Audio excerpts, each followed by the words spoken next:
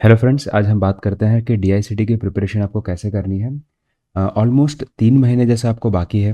15 जून को एग्ज़ाम होती है, 15-16 जून को एग्ज़ाम होती है। अभी आपको क्या करना है, ध्यान से सुनिएगा।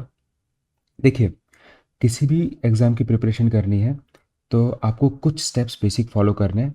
देखिए, किसी भी इंस्टीट्यूट में चले जाओ, वो यही चीज़ कराते हैं और इसी तरीके से पढ़ाई होती भी है। ठीक है, और this is the actual way of studying. ठीक है, तो आप ये मत सोचना कि हम फलाना फलाना इंस्टीट्यूट से चले जाएंगे, वहाँ से सिलेक्शन ज़्यादा है। ऐसा कुछ भी नहीं होता है। मेरे पर्सनल एक्सपीरियंस से मैं आपको बता रहा हूँ कि 80% सिलेक्शन स्टूडेंट के बेस पे होता है, स्टूडेंट की मेहनत से होता है। और फैकल्टी का या इंस्टीट्यूट का रोल सिर्फ 20% होता है।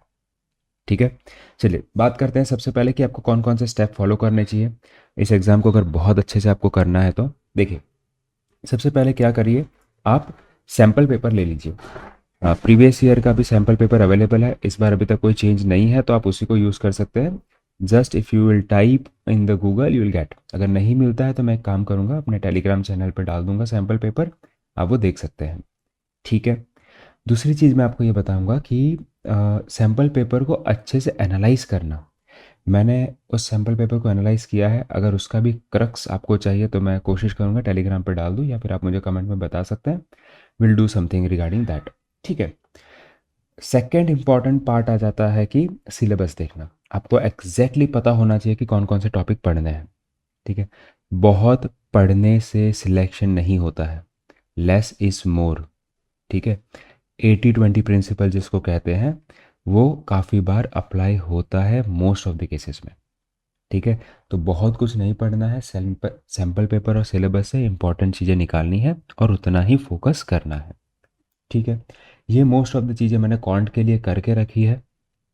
ठीक है, अगर वो आपको चाहिए तो I would share in the telegram channel और यू कैन कमेंट मी। ठीक है, now let's move to the last step, PYQ. अब मैं अगर आपको यहाँ पे बात करूँ तो ये लोग हमें प्रीवियस ईयर क्वेश्चन नहीं देते हैं। ठीक है, मतलब वो पेपर ले लेते हैं ताकि उनको एनालाइज ना करना पड़े या फिर उन लोगों को वापस से वो ना करना पड़े, तो वो प्रीवियसली क्वेश्चन पेपर देते नहीं हैं। तो अब क्या करेंगे, तो अब इस पर्टिकुलर केस में हमारे पास अगर कोई कांटेक्ट है, कोई बंदा है वहाँ पे, तो उससे बात करके हम पता कर सकते हैं। एक तो ये जेनेरिक मेथड है, जेनेरिक मेथड इन टर्म्स के स्टूडेंट्स के साथ आप बात कर सकते हो कि फिर पिछले साल के कैसे क्वेश्चन आए थे बता सके। अगर कुछ बता दिया तो you will get the idea regarding that, क्या सैम्पल पेपर जैसा ही आता है कि नहीं। अगर वो नहीं हो पाता है then rely on the sample paper and syllabus.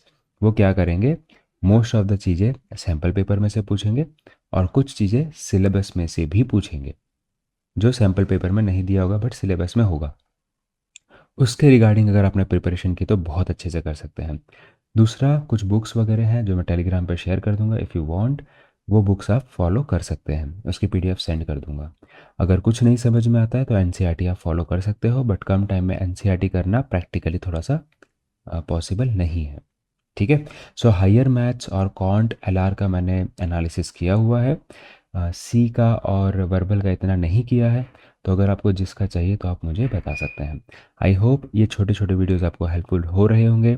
और बताऊं, मैं आपको इतना ही कहना चाहूँगा लास्ट में कि इतनी मेहनत करो। ठीक है, कि आपको रिग्रेट ना हो कि यार ये इसमें अच्छा कर सकते थे, हम नहीं कर पाए। ठीक है, all the best students, thank you so much.